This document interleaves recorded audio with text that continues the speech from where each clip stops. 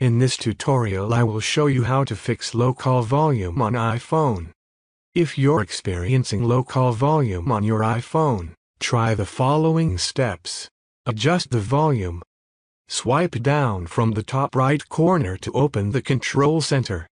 Use the vertical volume slider to increase the volume.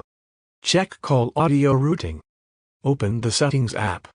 Scroll down and tap Accessibility. Under Physical and Motor, tap Touch. Scroll down and select Call Audio Routing.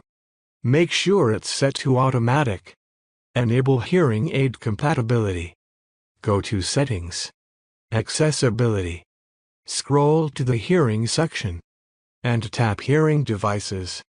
Turn on Hearing Aid Compatibility. Disable Voice Isolation. Go back to Accessibility. Audio Visual.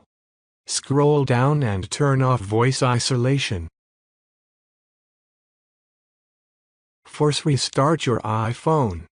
Press and release the volume up button. Press and release the volume down button. Press and hold the side button until the Apple logo appears, then release. Once your phone restarts, make a test call to check the volume. If none of these steps work, it may be a hardware issue. Consider visiting an Apple store for support. And that's it.